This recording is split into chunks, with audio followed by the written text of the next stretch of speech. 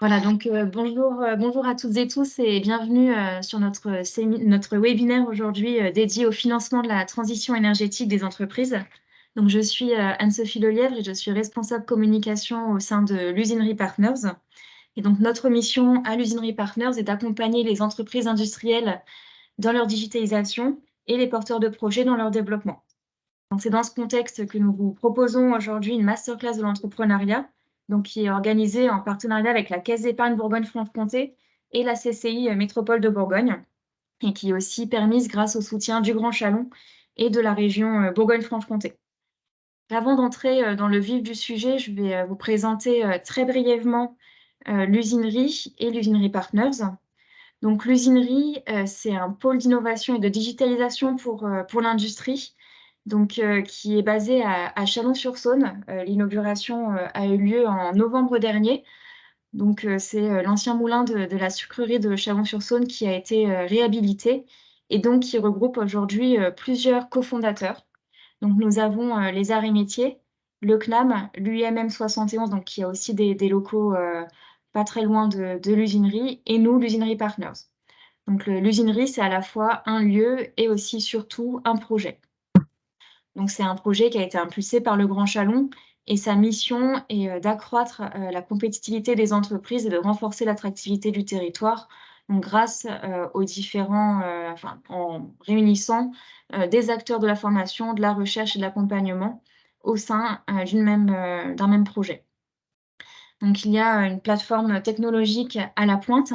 Donc, il y aura bientôt une salle d'immersion virtuelle qui s'appelle le Blue Lemon des arts et métiers. Il y a aussi un Living Lab, donc avec des casques de réalité virtuelle, des simulateurs de conduite, une ligne de production didactique aussi, un espace de prototypage virtuel. À l'Usinerie Partners, il y a aussi le Fab Lab et il y a aussi donc des équipements au sein de l'UIMM. Donc nous, à l'Usinerie Partners, plus spécifiquement, donc nous sommes l'un des 4 cofondateurs. Donc l'Usinerie Partners, comme je vous le disais tout à l'heure, donc nous avons 2 missions, c'est l'accompagnement des porteurs de projets dans leur développement et les entreprises, des entreprises industrielles dans leur digitalisation. Donc nous avons, pour répondre à ces 2 missions, une offre de service donc qui s'appelle Protéines et qui se compose de 3 axes et qui nous permettent donc de répondre à ces missions. Donc, nous avons un premier axe, événements et proximité. Donc, dans cet axe, nous organisons régulièrement des événements, donc, comme la masterclass de l'entrepreneuriat aujourd'hui, mais aussi des rendez-vous de l'industrie 4.0 sur des sujets métiers liés à l'industrie 4.0 ou encore des visites d'usines, enfin des événements aussi spécifiques pour nos adhérents. Nous avons un deuxième axe digital et compétitivité, donc qui concerne l'accompagnement sur mesure des projets numériques des entreprises. Nous avons 2 directeurs en charge de la digitalisation. Nous avons notamment Frédéric Crevels qui est connecté ce matin.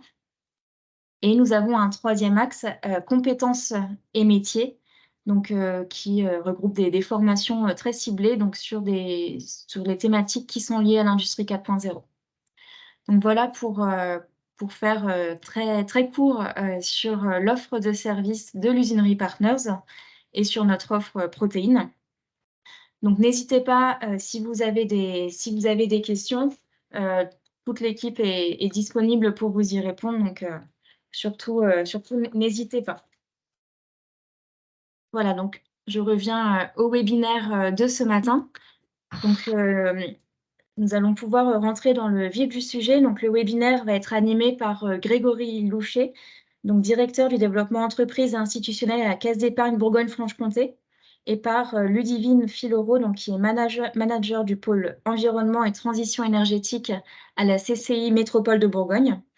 Et nous avons également le plaisir d'accueillir Christophe Terrazi, qui est supply chain manager au sein de Pinette PEI, donc il va témoigner de son expérience sur le diagnostic énergie de la CCI. Et aussi donc Héloïse Laforêt, qui va nous rejoindre un peu plus tard et qui est présidente de Voisins Immobiliers. Donc pour sa part, elle témoignera de la démarche RSE qui a été mise en place au sein de son entreprise. Voilà, donc un grand merci à vous tous pour votre intervention. Merci aussi à vous tous de participer à ce webinaire aujourd'hui. Et donc, tout au long des présentations, n'hésitez surtout pas à utiliser soit l'onglet questions-réponses ou le chat pour poser vos questions. Et il y aura une session d'un quart d'heure à la fin pendant laquelle je reposerai vos questions. Donc, surtout, n'hésitez pas à les mettre au fur et à mesure. Voilà, donc merci à tous. Et donc, je vais maintenant laisser la parole à Monsieur Louchet de la Caisse d'épargne. Hop, très bien, bonjour à toutes et à tous. Normalement, vous voyez mon écran. Sophie, vous pouvez me le confirmer, s'il vous plaît? Oui, c'est bon. Alors, je vais le mettre en diaporama. Et là, c'est tout bon. C'est Alors déjà, parfait. Sophie, merci pour l'invitation, puisque la Caisse d'épargne est partenaire de l'usinerie depuis quelques années maintenant. Donc, on organise effectivement quelques masterclass ensemble. Donc, merci à Laurence Grosselin, merci à vous pour l'organisation. Et on va rentrer dans le vif du sujet. Donc moi, je suis Grégory Louchet, je suis directeur du développement commercial entreprise institutionnelle. J'ai un rôle plutôt transverse avec le réseau commercial des centres d'affaires, puisque moi, je m'occupe du marketing, de la communication et surtout de tout ce qui est transformation digitale, environnementale et sensibilisation des collaborateurs. Donc, on va parler aujourd'hui de la transition énergétique, et là, je vais enfoncer une belle porte ouverte, hein, puisqu'on est tous concernés par la transition énergétique. C'est de plus en plus vrai. Et pourquoi? Parce que on a tous vécu l'été dernier un été hyper chaud. On voit aujourd'hui qu'on parle de pénurie d'eau, de sécheresse, voire même d'incendie dans certains pays. On est aussi soumis à une forte pression réglementaire. On a une accélération en fait des processus réglementaires et législatifs. Le décret tertiaire pour les bâtiments, la loi climat et résilience, la loi sur la mobilité, la loi sur la transition énergétique et la croissance verte, pardon. Donc voilà, donc on a des pressions réglementaires qui vont de plus en plus être présentes. On a un prix de l'énergie qui augmente. Et puis, pour faire face à tout ça, malgré ces pressions réglementaires, on a quand même un État qui accompagne massivement cette transition énergétique et le développement des énergies renouvelables.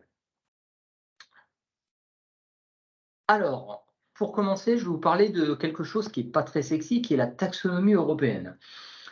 Quand on dit ça, quand on dit qu'il y a une pression réglementaire et législative, ça veut dire qu'en fait, il y a une prise de conscience. Il y a une prise de conscience parce que jusqu'à présent, ces dernières années, dès lors qu'on avait une stratégie RSE, hein, donc quand je dis RSE, c'est transition énergétique, écologique, mais aussi sociale et sociétale, c'était plus ou moins fait sur la base du volontariat. Donc on avait des entreprises qui étaient plus ou moins engagées, des établissements financiers qui étaient plus ou moins engagés sur le sujet, et puis on faisait vite fait l'amalgame avec du greenwashing dès lors qu'on faisait quelque chose qui sortait de l'ordinaire. Donc, au vu du contexte que je vous ai évoqué en introduction, il y a sous cette réglementation qui s'est mise en place. Et la taxonomie européenne, vous allez en entendre parler, alors peut-être pas tout de suite, mais probablement un peu plus tard, c'est quoi? C'est de dire, moi, chef d'entreprise, je dois classifier mon activité économique euh, en identifiant ce qui n'est pas green et ce qui est green. OK? Et à partir de là, les établissements financiers en face mettront la ressource pour financer les activités qui s'orienteront bien évidemment sur des activités plus vertes. Aujourd'hui, la taxonomie européenne, je vous en parle parce qu'elle s'adresse particulièrement aux très grandes entreprises, donc plus de 500 salariés, aux institutions financières, mais on va vite se rendre compte qu'à échéance 2028-2030, toutes les entreprises vont être plus ou moins concernées. Et je ne parle pas aussi du DPEF, hein, qui est un document extra-financier dans lequel aussi l'entreprise doit faire part en fait de toutes ses actions en termes d'environnement et de critères sociaux et sociétals. Donc voilà, donc ça veut dire que ça nous impose, chefs d'entreprise et nous banquiers, à ce qu'on trouve en fait des synergies pour vous pivoter vers des activités green et nous, qu'on aille tendre à financer plus ces activités vertes. Alors, comment ça va se passer? Nos entretiens, progressivement, ils vont changer un petit peu de forme. Jusqu'à présent, en fait, on avait un entretien avec vous, dirigeants, qui s'orientait plutôt vers quels sont vos besoins, quelles sont vos perspectives à court terme, à moyen long terme, quels sont vos plans de développement, vos plans de croissance. Mais on abordait finalement très peu toute la partie ESG, donc environnementale, sociale et gouvernance. Et donc, vous allez en entendre parler. Les banques vont avoir maintenant cette démarche, hein, donc Banque de France, BPI également, vont avoir cette démarche de faire pivoter en fait nos entretiens en abordant ces items-là. Et donc, comment ça va se passer? Dans le cadre d'un entretien global avec notre client, on va aborder quelques questions comme celle-ci. Par exemple, j'ai pris quelques exemples, hein, mais comment intégrez-vous les enjeux environnementaux dans votre activité? Disposez-vous d'un plan d'action pour réduire à court terme et à long terme vos consommations énergétiques, etc., etc. Vous l'avez bien compris, c'est de consacrer un temps d'échange par rapport à la transition que vous avez commencé à entamer et puis nous, quelle solution on va pouvoir vous proposer par rapport à ça? Voilà, donc en introduction, il est important de refaire un point sur le cadre réglementaire et puis ce qui allait se passer dans les prochains mois, prochaines années à venir. L'objectif de ce webinaire, c'est de vous orienter, de vous expliquer un petit peu l'accompagnement au financement de cette transition. Mais pour ça, en fait, on n'est pas là pour promouvoir un établissement plutôt qu'un autre, même si on est partenaire. Et c'est pourquoi moi, je vais avoir un discours à la fois global et à la fois centré aussi par rapport à l'accompagnement de la caisse d'épargne. Pour commencer, vous avez deux guides très bien faits à votre disposition. Vous aurez également les liens, mais vous pouvez les retrouver sur Internet. Dispositif d'accompagnement de la transition écologique pour les PME industrielles, pour les TPE et pour les PME, où vous avez de manière exhaustive à date tout ce qui existe en termes d'accompagnement, du diagnostic aux subventions jusqu'au financement et aux garanties associées. Voilà. C'était important d'avoir cet élément-là parce que peut-être que certains ou certaines d'entre vous ont connaissance de ces deux guides, mais sachez qu'il existe tout un tas de dispositifs et que nous, avec la CCI aujourd'hui, on va vous parler que d'un ou deux, trois sujets parmi toute cette galaxie de dispositifs existants. Alors, comment on va orienter notre présentation? On va parler des diagnostics parce que c'est un préalable quand même à tout investissement. Ensuite, on va parler des prêts green, des crédits beaux et des prêts à impact. Alors, je vais commencer par vous parler un petit peu des diagnostics avant de donner la main à la CCI. Donc, nous, établissements financiers, notre métier, c'est de faire de la banque, donc d'ouvrir des comptes, de faire des financements. Maintenant, des financements green, on va aller dans le détail après. Et pour autant, on avait quand même quelques demandes de nos clients de dire comment vous pouvez nous accompagner sur les diagnostics. En complément de tous les dispositifs qui existent juste au-dessus, on a noué deux partenariats. Un premier partenariat avec Naldeo et un second avec Économie d'énergie. Alors, le premier partenariat, c'est Naldeo. Avec Naldeo, en fait, on va plutôt travailler les diagnostics de process industriels. Donc là, on est plutôt sur une cible, une clientèle purement industrielle, donc plutôt PME supérieure à 10 millions d'euros de chiffre d'affaires ou ETI, entreprise de taille intermédiaire, ciblée industrie. Et Naldeo va faire un diagnostic sur tout ce qui est non bâti. On est vraiment sur le process industriel, à la fois sur la consommation d'énergie, sur l'optimisation du process, sur le monitoring éventuellement digital et l'accompagnement de la stratégie globale d'entreprise. Donc c'est une offre vraiment globale, mais plutôt à une clientèle chez nous de niche, puisque au vu du chiffre d'affaires et de l'activité, du secteur d'activité, c'est très ciblé. Pour autant, on n'a pas que des clients industriels qui font 10 millions de chiffre d'affaires. Et donc, on a noué un second partenariat avec le cabinet Économie d'énergie, qui là, bah, vous le voyez, hein, s'adresse à toute la typologie clientèle bancaire, professionnelle, entreprise, marché spécialisé. Donc nous, dans notre langage, marché spécialisé, c'est le secteur public, le logement social, l'immobilier professionnel et l'économie sociale et solidaire. Donc on est bien sur tous les secteurs d'activité. Et là, économie d'énergie va faire plusieurs prestations. La première, c'est qu'à partir d'une grille d'évaluation, on va pouvoir faire un diagnostic rapide en fait, de votre consommation d'énergie et de ce que vous pourriez économiser. Et aussi si vous êtes éligible au certificat d'économie d'énergie. Une fois que ce diagnostic est fait et que vous souhaitez aller plus loin, Économie d'énergie va vous accompagner dans la recherche de subventions et d'aides pour financer en fait les investissements qui en découleront. Donc ça, c'est important parce que quand on a vu que dans les guides juste avant, il y a 3 pages de sommaire avec ce qui existe en termes de diagnostic, de financement, de garantie, etc. Si vous devez aller sonner à toutes les portes pour aller chercher les subventions qui vont bien pour diminuer en fait la charge de financement et de fonds propres, vous allez y consacrer du temps et c'est là qu'Économie d'énergie va intervenir pour vous aider à monter les dossiers et à identifier les subventions que vous allez avoir besoin.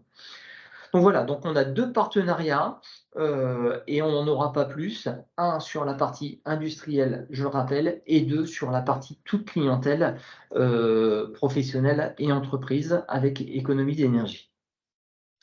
Voilà pour démarrer sur nos partenaires diagnostiques. Ce que je vous propose maintenant, c'est d'arrêter du coup le partage et de passer la parole à Ludivine. Voilà, qui va prendre le relais. Voilà, et qui va essayer de vous diffuser son support. Alors, hop, partager. Donc, effectivement, vous allez voir qu'il y a des liens dans ce qu'on va vous présenter, notamment sur le diagnostic énergie, donc on peut vous proposer à la chambre de commerce. Et donc, vous aurez le témoignage de monsieur Terrazi à la fin de ma présentation pour avoir un retour en direct et comment il a vécu, cette opération. Est-ce que vous voyez le PowerPoint? C'est tout bon. Parfait. Alors, on y va. Donc, le diagnostic énergie, je reprends également ce qui a pu être dit. Là, on va s'occuper de l'industrie et on va s'occuper du diagnostic énergie du process industriel. On n'est pas sur l'aspect bâti. On pourra compléter si vous avez des questions sur ce point-là, mais on est vraiment sur du procédé industriel. Alors, pourquoi réaliser un diagnostic énergie? On a déjà vu qu'on a quelques obligations de le faire, que le contexte énergétique est tendu, je ne vais pas revenir sur ce qu'a dit Monsieur Loucher, et puis qu'il y a des objectifs nationaux de décarbonation. Donc, le diagnostic énergie, c'est un très bon outil pour appréhender la baisse des consommations du process industriel et du coup, entrer de plein pied dans la décarbonation. Son objectif, il est simple, ça vous permet d'obtenir un bilan de la situation énergétique globale de votre industrie et surtout de chiffrer les travaux d'économie et leur temps de retour sur investissement. Idem, ça a été un petit peu évoqué, je vais revenir dessus, mais on va vous accompagner donc à chiffrer les travaux et éventuellement vous aider à aller chercher les subventions pour pouvoir faire ces investissements. Donc, connaître précisément les consommations de vos différents équipements, chiffrer les économies d'énergie, le coût des travaux et le retour sur investissement, et puis bénéficier d'un plan d'action complet et hiérarchisé et de la mise en place d'indicateurs, parce que c'est bien de faire du monitoring et de chiffrer, mais encore faut-il avoir des indicateurs à suivre. Alors, les enjeux du diagnostic, donc, il peut être sur différents équipements que vous pouvez avoir de présents dans votre industrie, comme l'air comprimé, l'éclairage, si vous avez des fours, si vous avez des groupes froids, etc. Puisque souvent, nous, ce qu'on rencontre, c'est j'ai un compteur, je sais combien je consomme en tout, mais je suis incapable de vous dire combien consomme mon système d'air comprimé, quelle est la part de l'éclairage dans ma consommation énergétique, etc. Donc, c'est ça. Pour agir, il faut savoir combien je consomme, mais surtout comment je consomme et où je consomme. Ce sont vraiment les 3 questions très importantes pour le diagnostic énergie. Alors, il y a une méthode qui est assez simple à suivre pour pouvoir faire son diagnostic énergie. D'abord, on fait l'inventaire de son parc machine. Qu'est-ce que j'ai comme machine dans mon process industriel? Et on n'oublie rien. Tout ce qui consomme, jusqu'à l'extracteur de fumée, l'aspirateur de poussière, etc., que vous pouvez avoir sur vos process. Ensuite, on met en place des sous-compteurs Sur les équipements, c'est ce que je vous disais, il faut savoir combien chaque équipement, alors ceux compressants les plus importants, bien évidemment. On sait qu'un compresseur, il y a un fort enjeu dans l'industrie sur la compression d'air. Ça peut être les fours, ça peut être les sécheurs, ça peut être les groupes froids, etc. Ensuite, on fait une campagne de mesure, donc une fois qu'on a posé ces sous-compteurs, et on obtient une cartographie précise des consommations. Donc, je vous en ai fait un extrait ça, c'est un extrait de cartographie d'un diagnostic énergie dans une industrie. Donc, on voit bien qu'on a le General Electric, et puis après, on a des ramifications qui partent vers les différents postes avec le pourcentage que représente la consommation de ces postes. Hop, je mets une petite seconde. Donc ça, c'est la cartographie. Et ensuite, pour continuer la méthode, donc une fois qu'on a cette cartographie, on va identifier des pistes d'action, les hiérarchiser, les chiffrer et puis mettre en place des indicateurs de suivi de performance énergétique. Pareil, extrait d'un rapport d'une industrie qui a bénéficié du diagnostic énergie. Bon, l'objectif, c'est pas de lire tout ce qu'il y a dedans, de toute façon, vous aurez le support, mais c'est de vous montrer comment s'organise un plan d'action.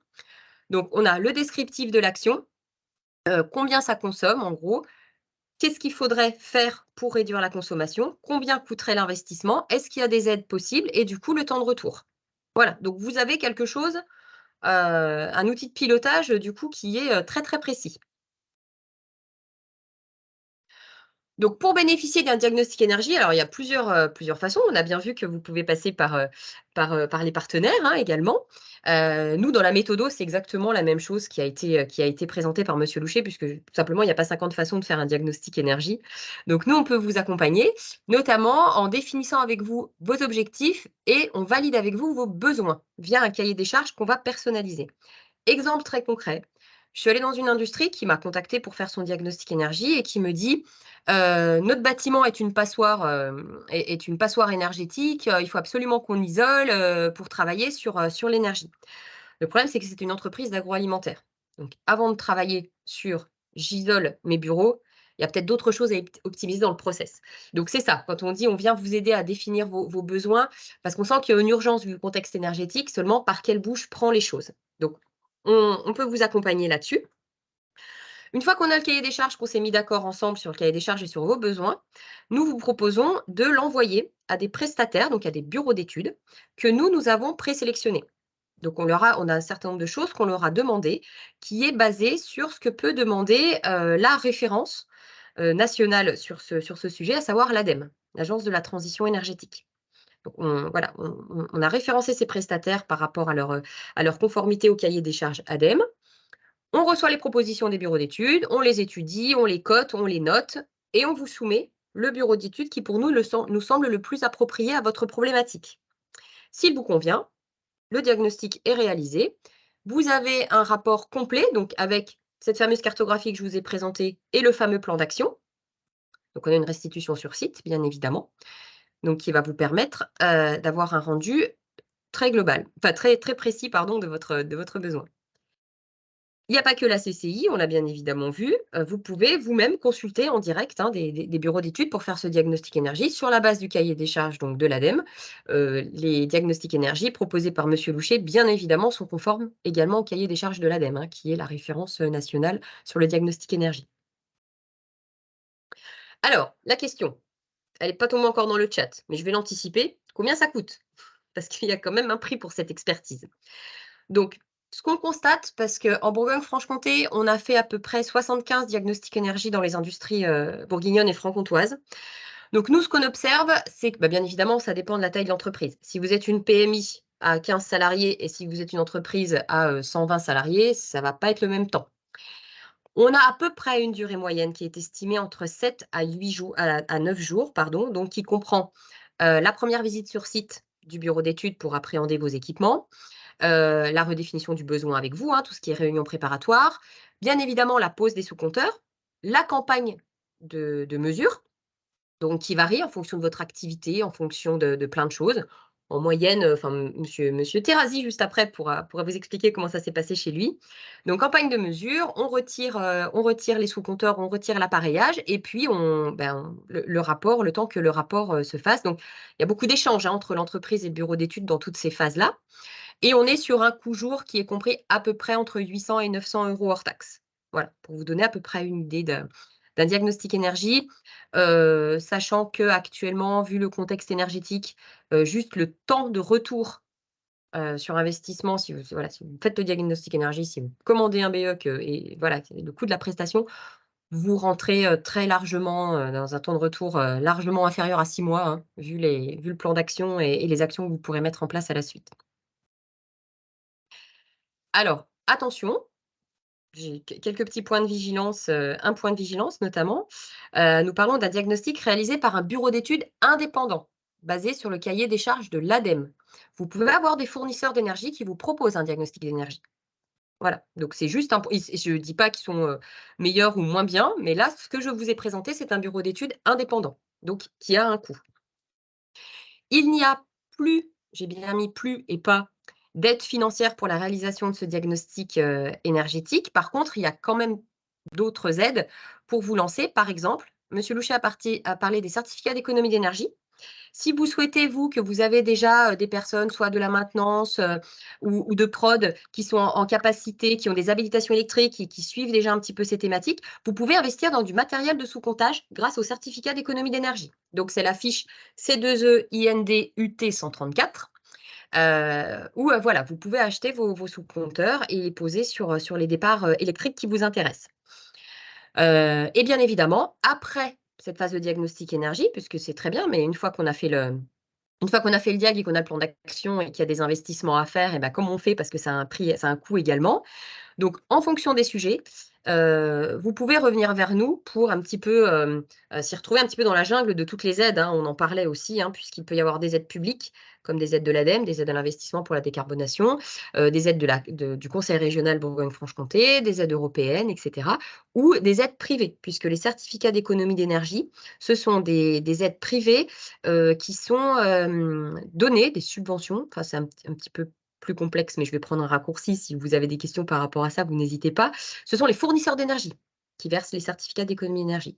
Les fournisseurs d'énergie vous rachètent les économies que vous faites en investissant dans du matériel moins énergivore. Donc, il y a une grosse centaine de fiches référencées, changement de compresseur, passage en LED, achat de matériel de sous-comptage, etc. Donc, n'hésitez pas, si c'est voilà, à nous solliciter, on peut vous aiguiller vers ce dispositif également. Voilà, je vous ai parlé de la méthode d'un diagnostic énergie, de son intérêt. Effectivement, pour vous donner un petit ordre d'idée, on était dans une opération collective où l'ADEME nous a financé des diagnostics énergie dans l'industrie. Donc, monsieur Terrazi a pu bénéficier de cette opération. Voilà, on avait un budget pour accompagner 25 industries. En fin d'année, on en a accompagné 75. Donc, il y a un vrai enjeu, hein, vu le contexte énergétique, à déjà savoir comment et où on consomme pour pouvoir agir, dans le bon sens. Donc, voilà, je ne sais pas s'il y avait des questions dans le chat, mais, moi j'en ai terminé sur ce qu'on peut proposer et de l'intérêt. Oui, les questions ont déjà été répondues, c'était sur la durée du diagnostic. Et voilà, Donc je savais qu'elle allait venir. voilà. Je l'ai anticipé et c'est normal de savoir combien de temps ça dure mais c'est pas, voilà, c'est 7 à 9 jours, mais découpé. Vous voyez bien que le temps où on pose les sous-compteurs, des fois, il peut passer 15 jours, 1 mois et après, hop, on voit le bureau d'études qui vient faire les relevés, et cetera. Donc c'est 7 à 9 jours en tout, mais c'est pas 7 à 9 jours de mobiliser, d'un coup. Oui, Voilà. merci. Hem, On posera les autres questions à la fin. Donc là, il n'y en a pas ouais. encore, mais surtout n'hésitez pas, hein, vous qui Mmh. participez au webinaire, à les poser dans l'onglet questions-réponses ou conversations, comme vous préférez. Je vais laisser la parole à monsieur Terrazi pour son retour d'expérience, comme ça vous verrez concrètement ce que je vous ai ce que je vous ai, exposé. Bonjour à tous, je sais pas, vous m'entendez bien? OK. Vous gardez la main sur le PowerPoint, Ludivine Je ou? suis à votre entière disposition. Oh, merci beaucoup. Oui, donc petite présentation rapide de Pinette PEI. Donc on est à Chalon-sur-Saône depuis 1863, pas personnellement, mais en tout cas l'entreprise. On est une entreprise française, hein, à capitaux français. On fabrique principalement des presses hydrauliques et on va dire des installations automatisées. Et on va jusqu'à 10 000 tonnes d'efforts. On a récemment acheté une entreprise en Italie qui s'appelle Gadet et on a la marque Jean Perrot aussi en France. Tout ça, c'est pour faire des presses plieuses. La partie Pinette, on est plus sur l'automobile, transport, défense, infrastructure, centres médicaux et lignes de production. Donc, on a un marché assez large. On verra juste après en termes de chiffre d'affaires, si on peut passer juste après, Ludivine, merci. Donc, 40 millions d'euros de chiffre d'affaires. On a énormément de têtes pensantes, si je puis dire, dans l'entreprise, puisqu'on a à peu près 50% d'ingénieurs et concepteurs, puisqu'on est dans la machine spéciale. Donc, toutes nos machines sont des machines uniques qu'on réalise à chaque fois pour le client sur base de cahier des charges. Beaucoup d'apprentis, puisqu'on investit beaucoup sur la formation des jeunes, notamment pour pallier le manque de ressources sur le marché, tout simplement. Donc, on prend pas mal de jeunes en apprentissage, en alternance, et on est 170 en totalité dans l'entreprise. La démarche, on va dire, environnementale est quelque chose qu'on a engagé depuis quelques temps, puisqu'on s'est lancé dans une démarche RSE depuis plusieurs années avec notamment EcoVadis.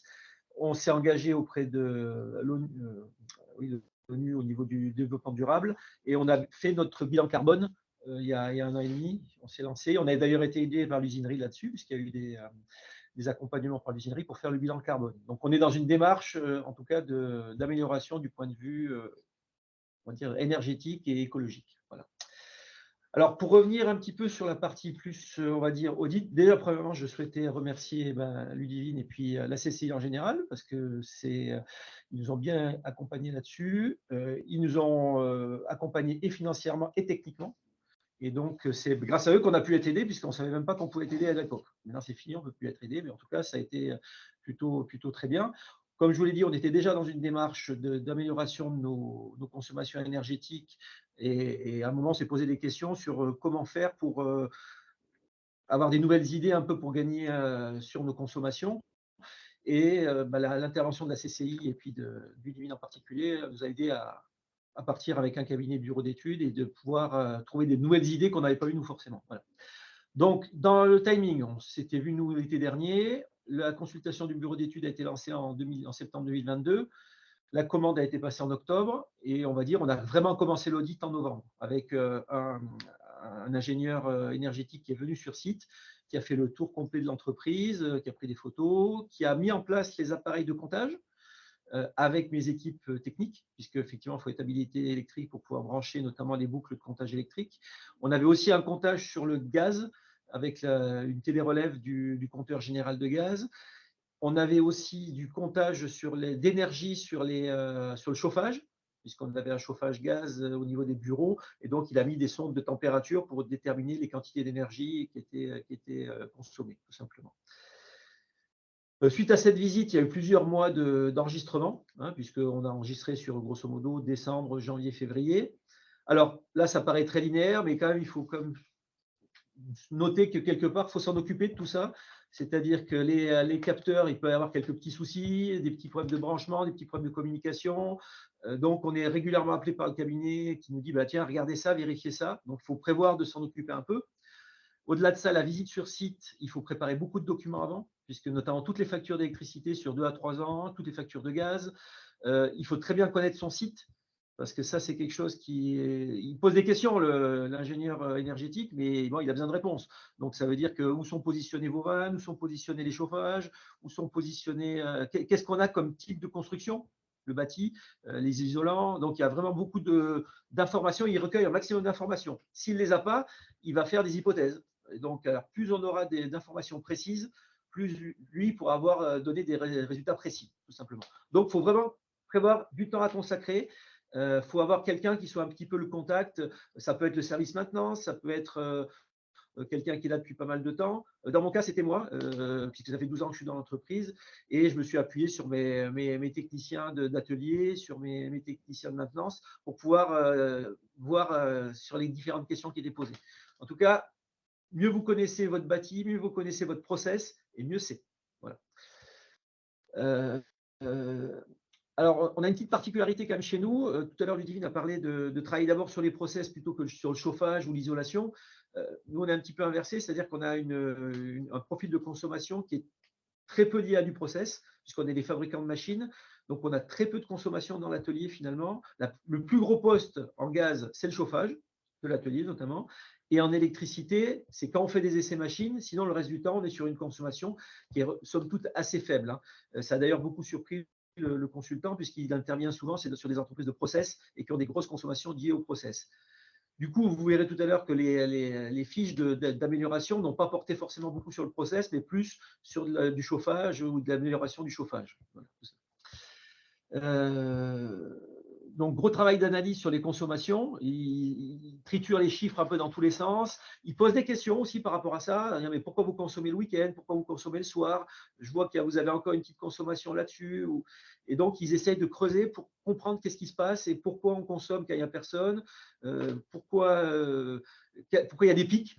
Typiquement, qu'est-ce que vous avez fait là pour avoir des pics? Pour vraiment tout analyser, tout ce qui est un peu anormal dans la courbe de consommation. Voilà. Et bien sûr, identification du talent électrique. Derrière, en fonction des postes de ce qui a été fait, donc on s'est posé des questions sur l'état du bâti et du chauffage des ateliers, mais aussi des bureaux. Les compresseurs. Le compresseur est vraiment, chez nous, un gros poste. Alors, c'est souvent un gros poste dans l'industrie. Chez nous, ça représente 15% des consommations électriques, pour être clair. Alors, j'avais déjà engagé quelque chose, puisque j'étais passé sur un compresseur à vitesse variable en fin d'année 2022. Mais il s'est avéré que même avec ce compresseur à vitesse variable, on gagnait 40% de consommation, mais il consommait encore trop. Et notamment, on verra tout à l'heure, il y avait un gros travail à faire sur tout ce qui est fuite. Et ça, on n'y pense pas assez souvent. Le compresseur, c'est une utilité, ça tourne, mais ça consomme énormément d'électricité et les fuites ont un gros impact là-dessus. Eau chaude sanitaire qui a été analysée, on verra après qu'il n'y a pas eu forcément de travail de fait dessus parce qu'on n'avait pas une grosse consommation. Cabine de peinture, qui est le seul process chez nous qui a nécessité un peu d'analyse. Et derrière, toute la partie photovoltaïque du site, puisqu'il y a des obligations, mais il y a aussi des opportunités. Voilà. Donc, 13 actions qui ont été présentées sous forme de fiche action, avec un plan d'action. Après, chaque entreprise ciblera un peu ses actions en fonction de l'investissement et du temps à y passer, parce qu'il y a l'investissement financier, mais aussi le temps à y passer éventuellement. Donc là, pour la présentation, on en a retenu 4. Donc, air comprimé. Donc là c'est du temps à y passer. Il y a 0 investissement, si ce n'est un peu de matériel pour étancher les fuites. Mais c'est quelque chose qui est très, très important. Vous pouvez voir que c'est valorisé à notre niveau à plus de 2400 € à l'année de consommation électrique, ce qui est quand même assez conséquent, sachant que le poste compresseur chez nous, je vous l'ai dit, c'est 15% de notre consommation. Donc, c'est quand même assez intéressant. C'est du temps à passer et du temps hors production, puisqu'il faut éviter d'avoir du bruit dans l'atelier pour justement pouvoir détecter les fuites. Au départ, c'est des grosses fuites, donc ils font beaucoup de bruit. Et plus on avance dans l'action, plus les fuites sont petites et difficiles à détecter. Voilà. Dans l'absolu, un compresseur en phase, on va dire, en phase non active ne devrait pas tourner. Puisqu'une fois qu'il a gonflé le réseau, s'il n'y a pas de consommation, normalement, il ne tourne plus. Quand il y a des fuites, il redémarre ponctuellement. Deuxième action qu'on a pu mettre en avant, c'est la partie chauffage. Alors, nous, dans nos ateliers, on est chauffé en gaz, radiant gaz. Et donc là, on avait l'habitude, et on a toujours l'habitude d'ailleurs, de ne pas arrêter notre chauffage les week-ends, de ne pas l'arrêter le soir, et de le mettre plutôt sur un mode réduit, mais pas trop réduit pour pas que les gens aient trop froid en arrivant le matin. Et donc là, le consultant nous a dit, mais vous êtes sur du radiant. Le radiant, ce n'est pas du chauffage d'ambiance, c'est plus du chauffage direct, par rayonnement, un peu comme le soleil. Donc, moi, je vous dis, arrêtez votre chauffage d'atelier ou mettez-le vraiment hors gel très, très bas. Arrêtez-le éventuellement la nuit et vous allez voir, vous allez faire des gains importants énergétiques. Donc ça, c'est quelque chose qu'on doit mettre en place. C'est de la programmation, comme vous pouvez voir, ces petits écrans de programmation qui permettent de définir les heures de démarrage et aussi les températures, et avec un potentiel de 2700 € à peu près à l'année. Donc ça, c'est quand même assez conséquent. Une autre action, donc là, c'est les consignes de température aussi dans l'atelier. Alors, j'ai fait les deux en même temps. Effectivement, il y a les températures week-end et les baisses de température la nuit et aussi la journée. Puisque aujourd'hui, alors, l'atelier était chauffé il y a encore quelques années à 20 degrés. On l'a déjà descendu. Actuellement, on est à 16. On consigne à 16. Et il nous proposait de descendre encore à 15. Voilà. Donc, ça, c'est. Là, on touche à un sujet assez sensible dans les entreprises, en tout cas dans notre entreprise, la température de confort des gens. Donc ça, c'est chaque entreprise un peu qui aura sa sensibilité et qui saura jusqu'où elle peut aller. En tout cas, c'est clair que nous, aujourd'hui, notre consigne dans les bureaux, c'est 19 degrés. C'est compliqué de faire respecter, sachant que les gens ont principalement des chauffages individuels. Et dans les ateliers, c'est plus simple parce que c'est des programmations dans les armoires fermées. Mais il faudra voir jusqu'où on peut descendre sans qu'on ait, on va dire, de remontée, on va dire, sociale importante. Donc, pour le moment, on est à 16, on va sans doute descendre à 15. Bon, on arrive dans une période un peu plus chaude, donc il n'y aura pas d'impact. Mais la prochaine saison de chauffe, il faudra qu'on voit si en étant à 15, on arrive à travailler correctement sans inconfort pour les salariés. Mais c'est un sujet important, le chauffage chez nous et en général dans les entreprises.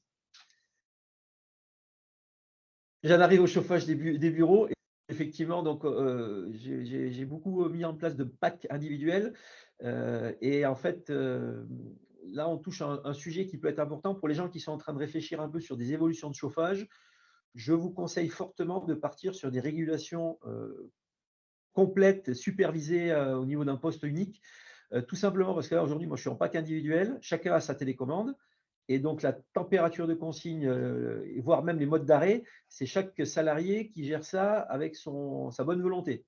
Alors que si vous avez un système qui est managé au niveau de l'entreprise, vous pouvez très bien mettre des plages où vous arrêtez toutes les packs, vous pouvez mettre des consignes maximum autorisées, et après, chacun a sa petite latitude là-dedans. Mais moi, je ne me vois pas faire le tour de tous les bureaux tous les soirs pour aller arrêter les packs, par exemple. Alors que là, c'est ce qu'il faudrait faire aujourd'hui si on voulait vraiment faire des gains pour arrêter les packs le week-end et la nuit. Ça serait rentrer sur des programmations centralisées, ça serait l'idéal. Voilà. Aujourd'hui, ce n'est pas le cas. Donc, je vous conseille fortement, si demain vous faites des évolutions au niveau de vos chauffages, d'envisager des supervisions globales au niveau de votre entreprise, alors soit par zone, soit par toute l'entreprise d'un coup, mais pas faire de l'individuel, parce que c'est ingérable après derrière, tout simplement. Voilà. En tout cas, ces conseils, c'était principalement de dire arrêtez vos clims la nuit et les week-ends et remettez en marche un peu avant l'arrivée des salariés pour que la température monte gentiment avant qu'ils soient là. On a aussi une opportunité de photovoltaïque. Alors là, c'était couplé au niveau de l'audit énergétique. Aujourd'hui, les gros problèmes sur le bâti existant, c'est la tenue des structures. Donc là, le cabinet nous a clairement dit vos toitures ne sont pas adaptées parce qu'on ne sait pas exactement ce que vous avez en toiture, parce qu'elles sont âgées, et c'est quand même dommage d'aller poser des panneaux sur une toiture qui doit être faite dans quelques années. Et il y a effectivement des doutes éventuels sur la tenue de l'isolant. Donc ça, si vous construisez aujourd'hui ou si vous faites des réflexions, renseignez-vous bien avant sur ce qu'il faut que vous mettiez en œuvre pour éventuellement pour mettre des panneaux photovoltaïques. A posteriori, faut être très clair, une entreprise de construction générale va vous mettre au moins cher, et au moins cher, ça ne supportera pas les panneaux. Donc, si vous envisagez de mettre des panneaux sur vos toitures et que vous êtes en phase soit de réalisation de nouveaux bâtiments, soit envisagez de refaire votre toiture, posez bien des questions en disant « je veux pouvoir mettre des panneaux photovoltaïques ». Faites peut-être l'étude avec un cabinet avant pour qu'il vous donne les contraintes de bâti qu'il faudra respecter.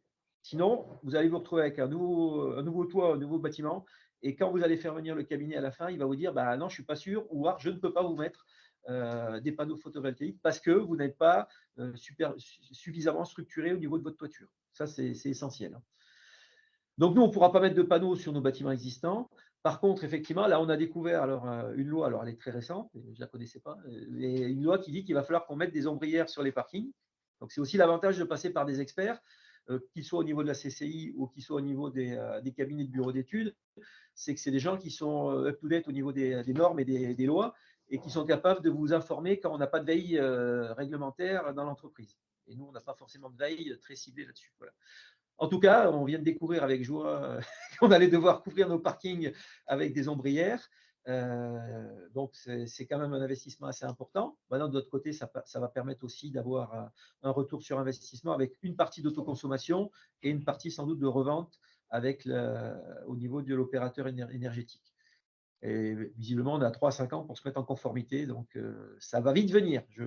Entre lancer une étude, là on n'est vraiment qu'une pré-étude, donc si demain on veut le faire, il faut vraiment lancer une étude un peu plus poussée, faire un investissement, donc ça peut vite prendre quelques mois avant que les panneaux soient mis en place. Je pense que quand je dis quelques mois, ça peut vite tourner à une année, hein, je pense. Donc les 3 à 5 ans seront très très vite passés. Voilà. Voilà à peu près ce que je pouvais vous dire moi sur l'audit. Encore une fois, merci à l'accompagnement de la CCI et de Ludivine sur ce dossier. Ça nous a permis d'être efficaces et de ne pas perdre de temps, notamment. On aurait pu faire appel directement à un cabinet, hein, c'est clair. Peut-être qu'on se serait fait rouler dans la farine, peut-être qu'on n'aurait pas posé les bonnes questions. Là, le fait que le cahier des charges existe déjà, ça nous a fait gagner du temps. La CCI a fait la sélection des offres et nous a dit, voilà, on vous propose 1 ou 2 cabinets. Si vous êtes OK, partez avec celui-là. On les connaît, ils savent faire, ils ont un cahier des charges, ils sont sérieux. Et il s'est avéré qu'effectivement, c'était des gens sérieux et ça s'est plutôt bien passé. Voilà. Merci pour votre attention. Merci beaucoup. Alors, normalement, je reprends la main. On a bien répété. Voilà. Alors, hop. C'est tout bon, vous voyez l'écran? Allez, c'est parti. Oui, c'est bon. Merci. Écoutez, suite à ce témoignage, en fait, moi, je fais 2 constats. Soit à la suite des diagnostics, il y a des actions qui peuvent être engagées, hein, des actions de bon sens, comme vous l'avez dit, monsieur Terrazzi, hein, baisse du chauffage notamment. Soit, et dans la plupart des cas, c'est le cas, c'est des investissements pour soit se mettre aux normes, soit isoler son bâtiment, soit tendre à aller vers la création d'énergie renouvelable avec les panneaux photovoltaïques, par exemple. Alors, pour ça, là, je vais reprendre ma casquette caisse d'épargne et je vais vous présenter en fait notre accompagnement à propos de tous ces sujets et de ces investissements qui découlent des diagnostics. Donc, on a sorti milieu 2022 ce qu'on appelle chez nous des prêts green. Donc, les prêts green, en fait, c'est des prêts qui ont vocation à financer purement et simplement des investissements liés à la rénovation énergétique, aux énergies renouvelables, à la mobilité verte et à la transition d'activité. Alors, on en a créé 4, tout simplement parce que c'était plus facile de flécher en fonction de vos besoins et de vos investissements les prêts qu'on mettait en face, mais on aurait pu faire finalement un seul prêt green qui regroupe tout ça. Alors, avant d'aller un peu plus loin dans le détail, qu'est-ce qu'on entend par prêt green? Parce que c'est bien de dire je finance une voiture électrique, je finance des panneaux photovoltaïques, une éolienne, pourquoi pas dans la cour de mon usine.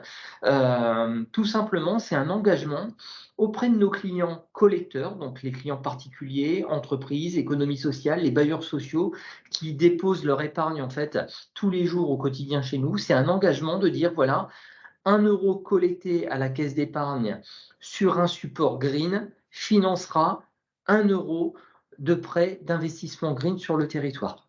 Voilà. En fait, l'idée, c'est qu'on soit vertueux sur toute la chaîne.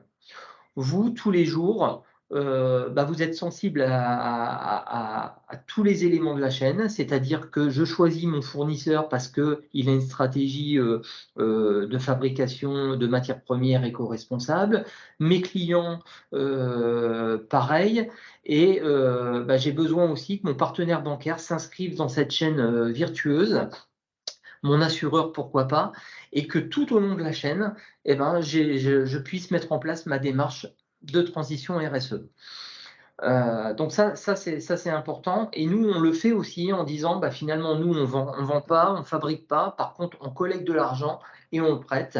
Et on s'engage auprès de nos clients à prêter l'argent qu'on aura collecté sur des clients qui voudront uniquement placer leurs fonds à la caisse d'épargne pour financer des prêts verts. Alors, quand je vais un petit peu plus dans le détail, l'idée, c'est de dire qu'est-ce qu'on met derrière ça, parce que c'est bien de dire vous faites des prêts verts, mais en gros, qu'est-ce qu'on met?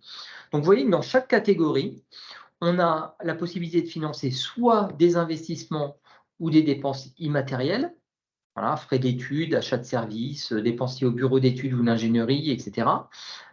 Soit, et là on est dans le concret, de financer des investissements matériels. Donc la liste n'est pas exhaustive, vous vous doutez bien. Donc on a repris quelques exemples pour illustrer ce qu'on pouvait financer. Alors sans aller dans le détail, je vais reprendre peut-être les travaux de rénovation parce que ça, dans la rénovation énergétique, c'est le gros sujet, hein. On se rend compte que les bâtiments aujourd'hui, 80% sont des passoires thermiques ou presque. Donc c'est finalement un des principaux investissements que font nos clients, c'est déjà d'isoler et de rénover leurs bureaux et bâtiments. Les énergies renouvelables, l'installation de chaudières à bois, de pompes à chaleur, de panneaux photovoltaïques. La mobilité verte, ça va sans dire, c'est tout ce qui est véhicule propre, hybride, électrique, demain pourquoi pas hydrogène. Et la transition d'activité, c'est j'ai un process qui est très énergivore et je vais changer en fait toute ma ligne de production pour réduire en fait ma consommation d'énergie et optimiser les ressources également. Voilà. Donc, une fois qu'on dit ça, j'ai envie de dire que, à part nous communiquer un justificatif, et c'est ce que la plupart des banquiers vous demandent quand vous montez un dossier de financement pour justifier le fait que vous allez avoir un de ces 4 investissements à réaliser, pour le reste, on est sur le montage d'un dossier de financement classique, avec les pièces qu'on va vous demander habituellement. Je vous ai parlé de financement, c'est-à-dire que un financement, c'est quoi? Vous faites un investissement et la caisse d'épargne vous prête de l'argent. On a aussi d'autres solutions puisqu'on travaille avec une filiale qui s'appelle BPCE Lease. Et là, l'idée, c'est de faire exactement la même chose, sauf qu'au lieu de vous prêter l'argent pour que vous deveniez propriétaire de votre investissement, on va travailler sous forme de crédit bail, c'est-à-dire qu'en fait, on va rester propriétaire du bien et on va vous le louer. Voilà. Et vous allez retrouver sur cette solution d'accompagnement de crédit bail, en fait, quasiment les mêmes items, mobilité, efficacité énergétique et production d'énergie verte. Voilà. Pourquoi opter pour le crédit bail plutôt que du financement? Ça, c'est un choix financier. Généralement, le crédit bail, c'est un loyer. Le loyer venant en charge diminue en fait votre résultat et la finalité, c'est que vous payez moins d'impôts sur les sociétés. Alors que un financement, vous allez être propriétaire du bien et votre bien, il ne va pas être logé en charge, mais il va être logé en immobilisation dans votre bilan. Donc voilà, c'est 2 techniques de financement un peu différentes en fonction de votre besoin et aussi en fonction de votre renouvellement. Parce que c'est vrai que le crédit bail, vous avez soit une option d'achat à la fin, soit vous pouvez restituer le matériel et repartir sur un nouveau matériel. Le prêt à impact. Alors, je suis client, j'ai fait mes premiers investissements en prêt green, c'est plutôt bien passé. J'ai acheté mes premières voitures en crédit bail, mais pour autant, il y a une prise de conscience qui fait qu'il faut que j'ai une stratégie sur du moyen et du long terme. Et ma stratégie en tant que chef d'entreprise, ça ne va pas être que de la transition énergétique. Je vais être attentif à ma consommation de gaz à effet de serre. Je vais être attentif au recrutement que je vais faire en privilégiant la parité homme-femme, en privilégiant les personnes en situation de handicap ou les personnes fragiles. Et j'ai une réelle stratégie bien définie avec des indicateurs d'évolution au sein de mon entreprise. Et dans cette chaîne virtueuse dont je vous parlais tout à l'heure, c'est de dire, la caisse d'épargne, quand je viens vous voir, ok, je finance avec un prêt, mais c'est quoi l'intérêt, en fait, le fait que j'ai une stratégie hyper incitative sur la RSE? Qu'est-ce que vous pouvez me proposer? Alors, on a sorti le prêt impact. Le prêt impact, lui, a vocation, en fait, à s'inscrire totalement dans cette stratégie de RSE, c'est-à-dire que, monsieur le client, on va vous prêter, en fonction de vos investissements, de l'argent, et puis on va finalement caler votre stratégie RSE sur ce prêt. Ça veut dire quoi? Ça veut dire que je vais vous faire un financement à un taux, je vais prendre un exemple, 4,5%, et puis on va définir ensemble des indicateurs de votre plan stratégique. Et si ces indicateurs chaque année sont atteints, moi je m'engage, comme vous avez joué le jeu et que vous avez contribué justement à consommer moins de gaz à effet de serre par exemple, je vais vous reverser une bonification de taux. Ce qui veut dire que votre 4,50 signé contractuellement devient peut-être un 4,40 ou un 4,30. D'accord? Si vous n'avez pas atteint les indicateurs, vous restez sur votre contrat à 4,50 et puis on se revoit l'année prochaine. Donc, ce qui veut dire que là, non seulement la stratégie, elle est définie dans l'entreprise, mais en plus, elle va être plus ou moins bonifiée par le prêt qu'on va mettre en place pour financer les investissements. Alors, si je fais un petit focus sur la bonification du taux. Donc, j'ai un contrat à 4,50 et puis, si jamais, pour une raison ou pour une autre, mes indicateurs sont atteints, je vais me retrouver avec un taux à 4,35 par exemple. Allez, je coupe la poire en deux, 4,35. J'ai deux choix possibles en tant que chef d'entreprise. Soit je conserve cette bonification et je réinvestis en fait la somme concernée pour améliorer ma stratégie RSE, soit je décide de dire, bon, bah voilà, on va aller au bout du bout.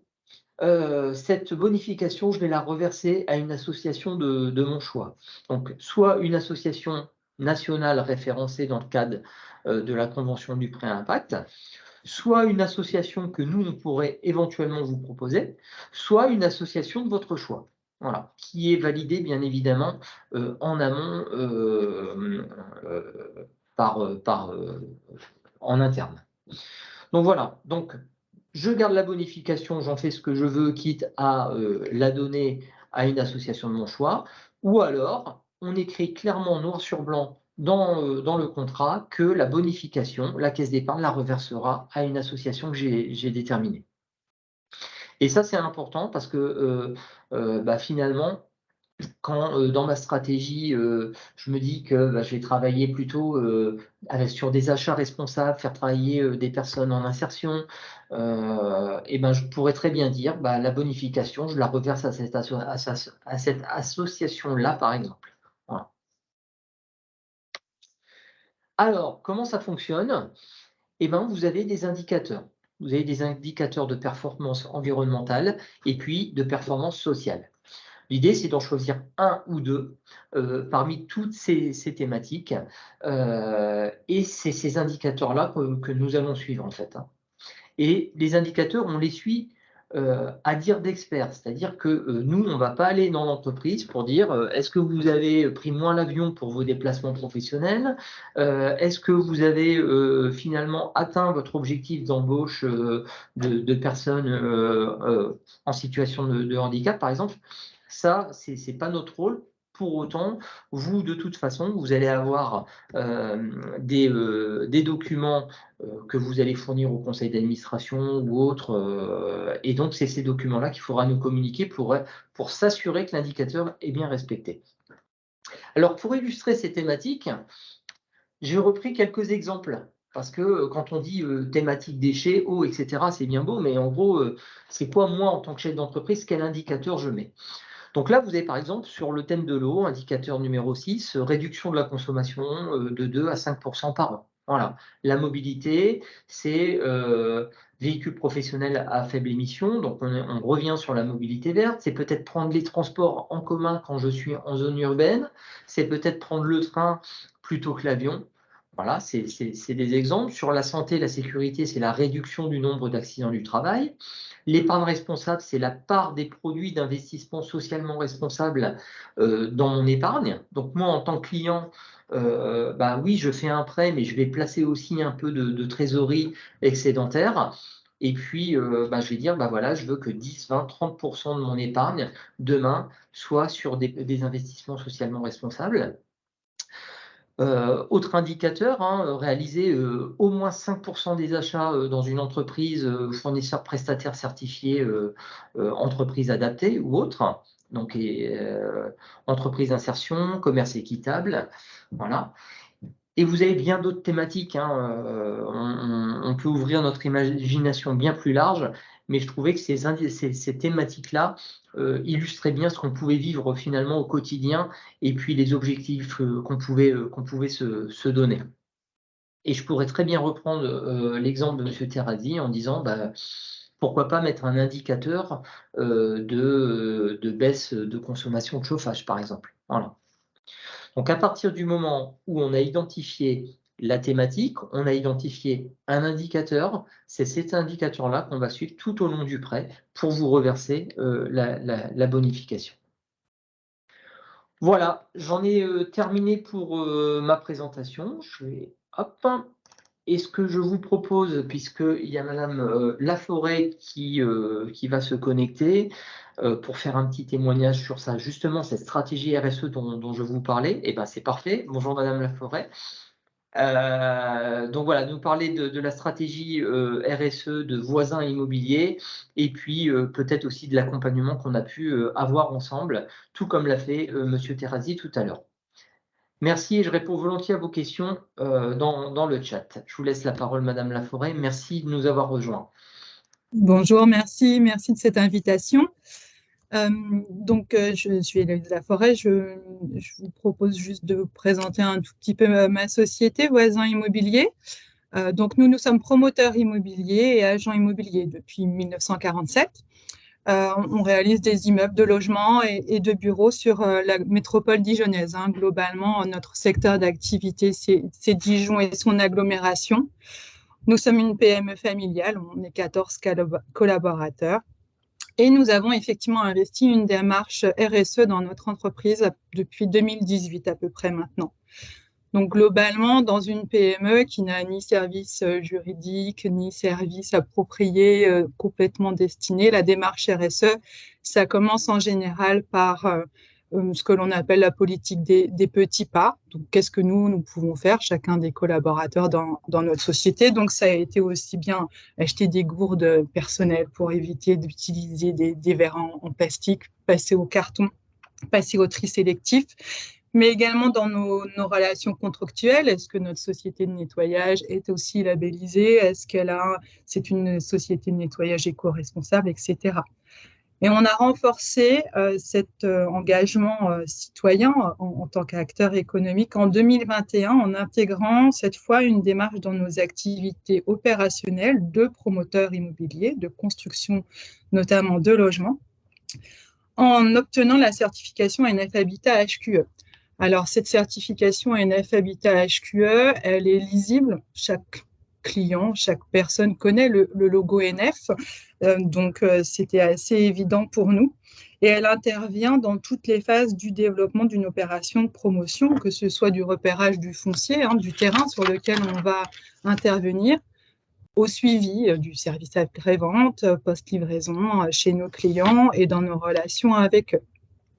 Donc, la démarche responsabilité sociétale d'une entreprise de promotion immobilière, c'est notamment étudier tout l'impact que nos opérations vont avoir sur notre environnement. On a identifié 3 critères qui sont globalement assez lisibles. La flore. Quand on intervient, on fait maintenant des audits phytosanitaires, des lieux, on vérifie, on essaye de préserver le maximum d'arbres, c'est quand même très important dans l'opinion publique aujourd'hui. Et puis pour la nature, bien entendu, ce que je dis souvent à mes collaborateurs, c'est qu'on est promoteur, on n'est pas bûcheron. Notre but, c'est pas de couper des arbres. Donc, on a toute une intervention sur la flore, sur les terrains sur lesquels on va intervenir, mais également hydrogéologique. On a beaucoup entendu parler d'imperméabilisation des sols ces derniers temps, des catastrophes naturelles qui ont pu arriver. Et donc, forcément, quand on crée un immeuble sur un terrain où il n'y avait pas d'immeuble, c'est vraiment une étude très importante sur notre impact et comment on peut faire pour réduire au maximum ce phénomène d'imperméabilisation. Notre autre axe d'étude, c'est la faune, bien entendu. Donc, y a-t-il des espèces présentes à préserver? S'il y en a, comment faire pour intervenir tout de même, puisque notre métier, c'est de construire, mais comment faire pour construire en tenant compte de cette faune?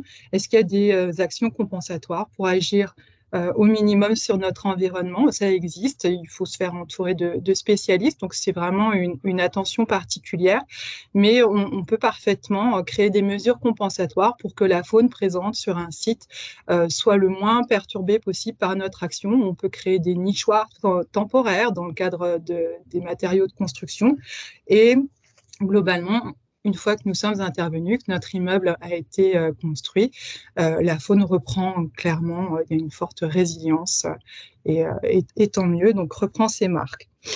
Le troisième axe, c'est le voisinage. Et donc là, je parle de voisins, les vrais voisins qui sont impactés forcément par nos interventions, par un chantier. Alors, ce n'est pas une intervention durable, mais un chantier, ça peut durer entre 2 et 4 ans. On ne peut pas nier qu'il y a quelques nuisances de chantier, ça fait un petit peu de bruit, un petit peu de poussière.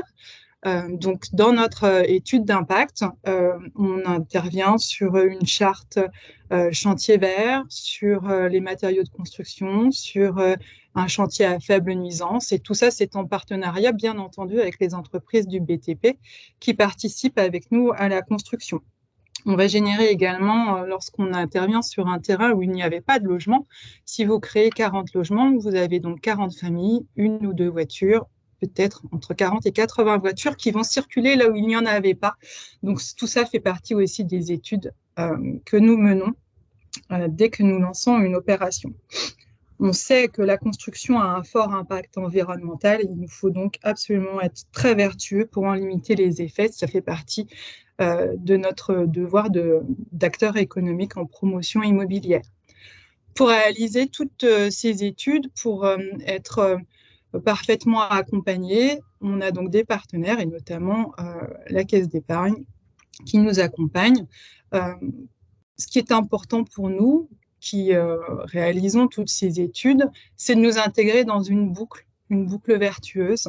Et on a pu, sur certaines opérations, nos dernières opérations, souscrire ce qu'on appelle un prêt à impact, notamment avec la Caisse d'épargne.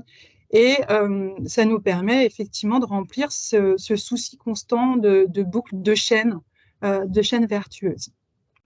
Grâce à ce dispositif, on engage notre démarche, on contribue également à financer des projets qui sont soutenus par des associations reconnues d'utilité publique et auxquelles on participe par une partie, par la bonification sur notre propre frais financiers.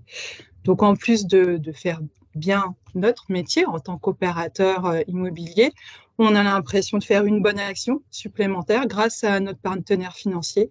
Et quand on entend toute la démarche de recherche de sens qu'un collaborateur en venant travailler peut chercher dans son travail au quotidien, eh bien, c'est très gratifiant et ça répond à cette démarche aussi bien d'impact citoyen, mais de recherche de sens. Pourquoi est-ce que je viens travailler? Est-ce que le travail que je fais a du sens? Est-ce que j'ai un impact? Est-ce qu'il est positif? Donc, cette boucle est bien remplie de notre point de vue et répond bien à nos aspirations.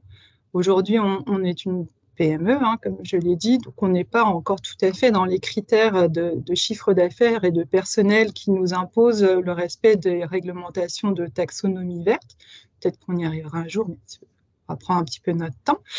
Mais malgré tout, même si on n'est pas concerné par ces réglementations européennes, on agit dans le même sens et il me semble que c'est assez satisfaisant.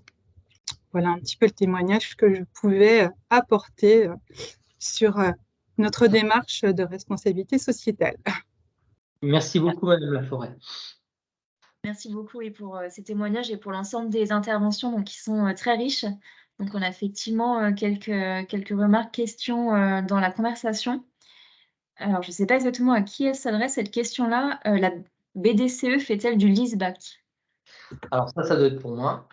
Donc, c'est BPCE, l'acronyme de Banque Populaire Caisse d'Épargne. Bien évidemment, BPCE Lease, qui est notre filiale, fait du leaseback. Alors, j'explique rapidement pour les gens autour de la table ou autour de l'écran. Le leaseback, c'est quoi? Vous achetez en direct un investissement et puis après, vous vous rendez compte que finalement, vous auriez pu le faire en location. Donc, vous le revendez en fait à BPCE Lease qui va ensuite vous le louer. Voilà. Donc, en fait, normalement, la logique fait que BPCE Lease achète le bien et vous le loue. Et là, on fait juste une opération intermédiaire de réachat et de location. Donc oui, par contre, ça répond à certains critères. Donc un investissement qui doit être récent et puis qui doit être validé par BPCE Lease préalablement. Donc ça fait l'objet d'une étude comme un dossier classique. Par exemple, une chaîne de production ou autre. Voilà. Après, il y a, je vois dans les questions, un financement de la formation du personnel et logiciels nécessaires à l'installation. Est-ce que c'est en lien ou pas? Alors peut-être activer le micro de Monsieur Fernandez pour aller un petit peu plus loin dans sa question. Et puis, je vais terminer avec l'autre point, c'est les critères d'éligibilité de l'association bénéficiaire de la bonification. Alors, on a des associations, je l'ai dit, définies au niveau national. J'en ai quelques-unes, hein, Emmaüs, APF France Handicap, la Croix-Rouge, Sport dans la ville, enfin voilà, il y en a une dizaine, hein, qui sont identifiées au niveau national. Si on doit définir ensemble une association bénéficiaire locale, on va regarder un petit peu son objet. Qu'est-ce qu'elle fait? Il y a aussi des critères de déontologie. On va s'assurer que finalement le dirigeant n'est pas dans le conseil d'administration de l'association. Il faut une neutralité aussi, hein, dans l'association qui va recevoir cette bonification. Et puis on va plutôt favoriser une association qui a, elle aussi, en fait, hein, des critères tels que j'ai pu le dire sur la RSE. C'est sûr que si c'est une association qui n'a pas un objet social green, ou en tout cas engageant sur la partie sociétale, environnementale, elle a peu de chances d'être retenue. Voilà. Très bien. J'ai activé le micro de M. Fernandez, donc si vous voulez peut-être préciser votre question sur la formation, n'hésitez pas. Vous avez la parole. Vous activez votre micro, par contre.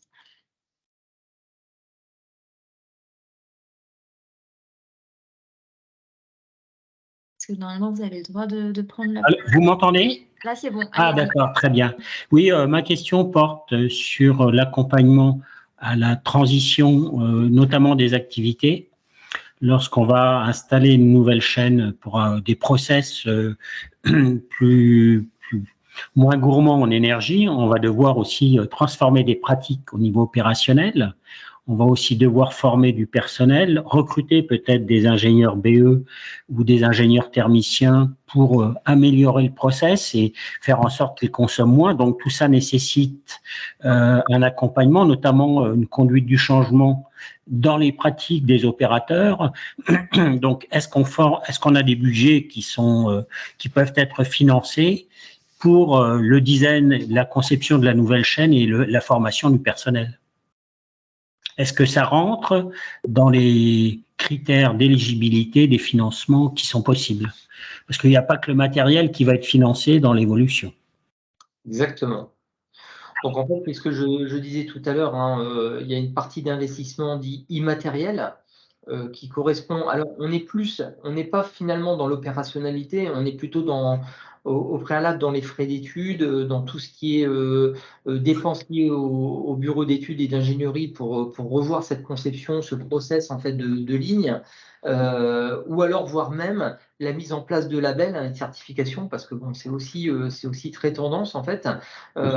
Et il y a aussi des gros opérateurs qui demanderont aussi demain à leurs sous-traitants d'avoir ces labels et ces certifications pour continuer à travailler avec eux. Donc on est plus sur la préparation de cette transition plutôt que finalement l'opérationnalité avec un prêt qui financerait l'embauche d'ingénieurs, les formations, etc. Ok, alors je précise ma question parce que quand on parle de KPI, d'indicateurs, on se situe dans le fonctionnement à plus long terme et on se situe également dans l'optimisation. Donc ça veut dire qu'on a des compétences associées à la conception qui doivent accompagner le projet pour qu'il soit prometteur et qu'il apporte les résultats qu'on en attend. Tout à fait. Alors, moi, là, je parlais du pré green. Sur le pré impact, ça peut être un indicateur, hein, finalement. Un indicateur qui est, je ne sais pas, pourcentage de X personnes formées à ces nouveaux process, plutôt virtueux pour l'activité de l'entreprise. Ces indicateurs-là, on les définit ensemble. Et il y a deux solutions possibles. Soit on veut financer one shot l'opération qui va bien, donc soit la mise en place de la certification, soit la mise en place de l'investissement. Soit on est plutôt sur le prêt à impact en disant voilà, j'ai commencé cette transition. Maintenant, je vais la mesurer avec ces KPI dont vous parliez, l'évolution dans le temps. Donc là, on est bien dans l'opérationnalité. Et donc, je vais les prendre en compte dans mon prêt pour que j'ai le reversement de la bonification. Voilà. Après, le prêt à impact, l'avantage, c'est qu'il est totalement décorrélé de l'indicateur que vous indiquez. D'accord? Je peux très bien financer une chaîne, un process de production hyper informatisé, digitalisé, ce que vous voulez, et puis avoir ma consommation de gaz à effet de serre pour aller en rendez-vous, par exemple. Voilà. Vous voyez que ça n'a rien à voir, mais pour autant, on est bien dans la même démarche. Par contre, c'est sûr que si vous me dites, ben voilà, j'ai un indicateur qui est de consommer moins d'effet de serre, mais je veux financer une plateforme pétrolière dans l'Antarctique,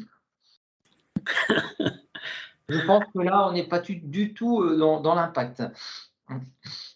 Non, mais si on dit on réinvestit les gains qu'on a réalisés, est-ce que vous êtes capable de l'accompagner de financement complémentaire pour accroître encore davantage les gains qui peuvent être réalisés sur un périmètre éventuellement plus large?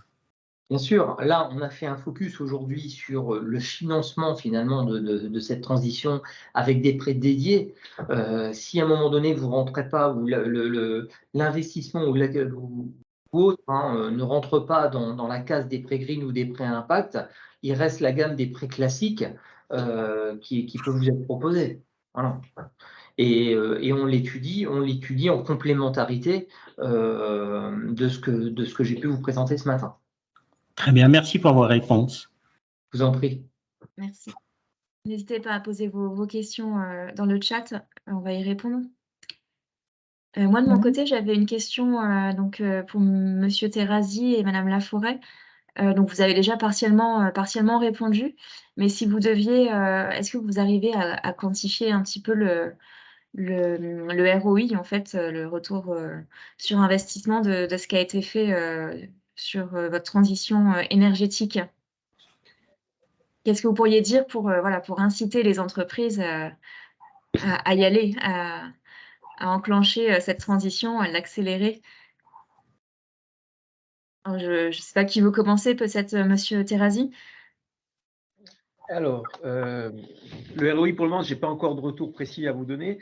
En tout cas, ce qui est sûr, c'est que ce ROI ne peut que s'améliorer. Alors, pourquoi je dis ça? Tout simplement parce que le prix des énergies, aujourd'hui, il est sur une tendance haussière. Alors, c'est vrai qu'on a connu un gros pic avec l'Ukraine, la guerre en Ukraine. Maintenant, on se rend compte que même avec une guerre qui est maintenant un petit peu plus lointaine, si je puis dire, même si elle est toujours active, on a toujours les énergies qui augmentent.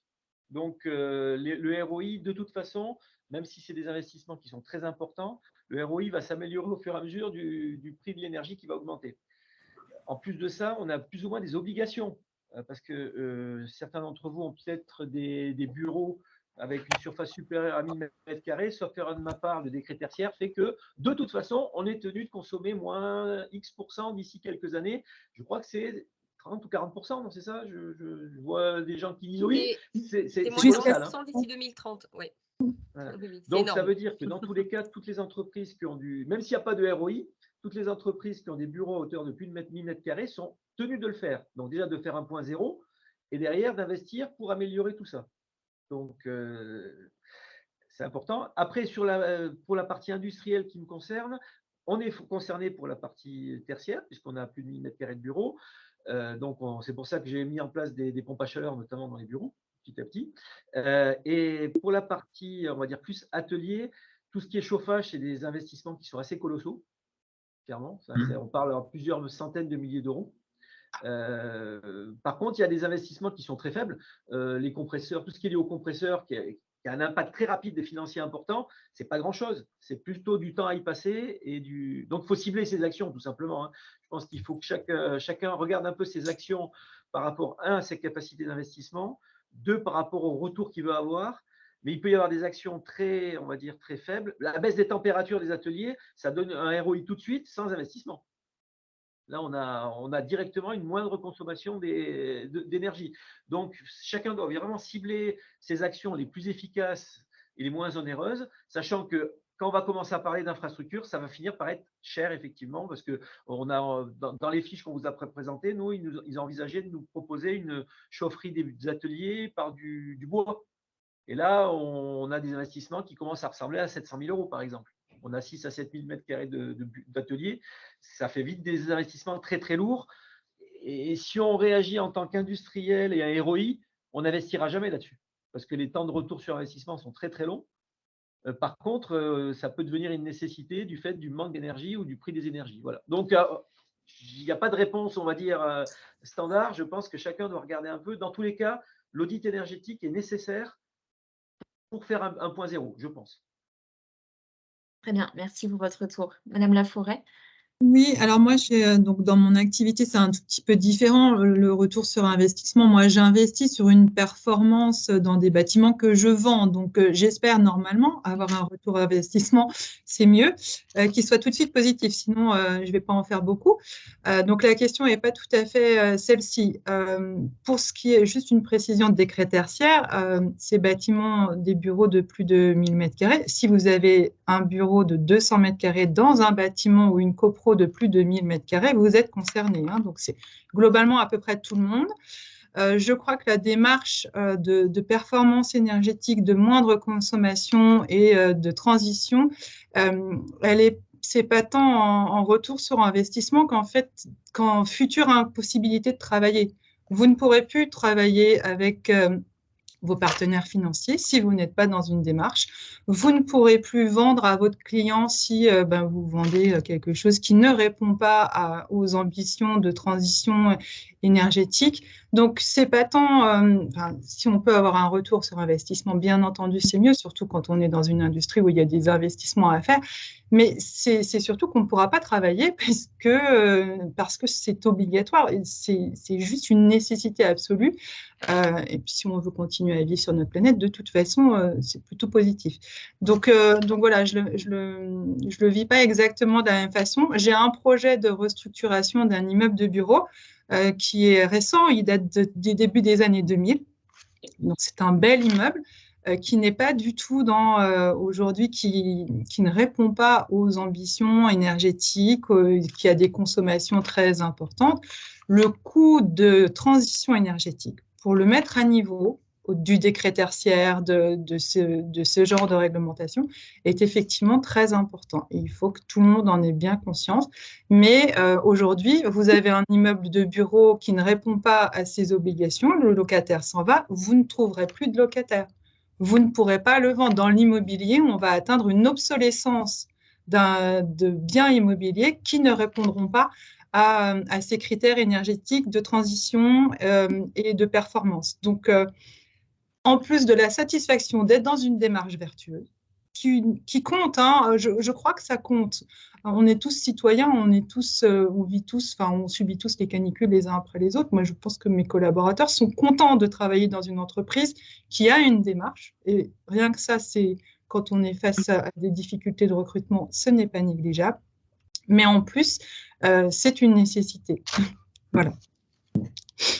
Très bien, merci pour ce complément d'information. Alors, je vois qu'on n'a pas d'autres questions. Est-ce que nos intervenants, est-ce que vous voulez rajouter quelque chose comme mot de la fin? Donc là, On peut aborder une autre question, s'il vous plaît? Pardon, allez-y. Oui, on a abordé pour une part essentielle le volet économie d'énergie. Or, dans la RSE, se pose la question des ressources de façon plus globale, l'eau notamment. Est-ce qu'on peut intégrer la notion d'énergie, l'eau entre autres, comme un élément faisant partie du périmètre des actions éligibles à tous ces programmes?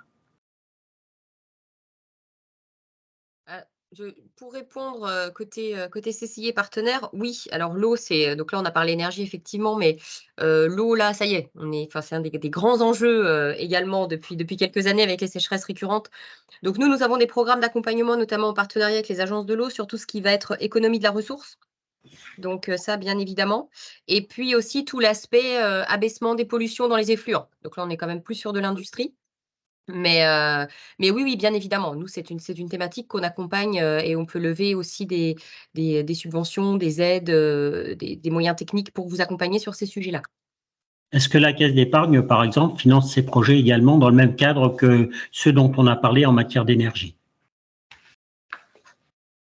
Sur les indicateurs pré-impact, j'avais pris un exemple tout à l'heure sur la partie eau. Hein.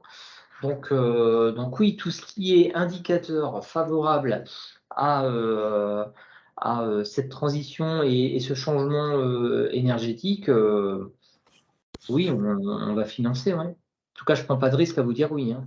D'accord. Sinon, Ok, ça merci. me connecte. Merci.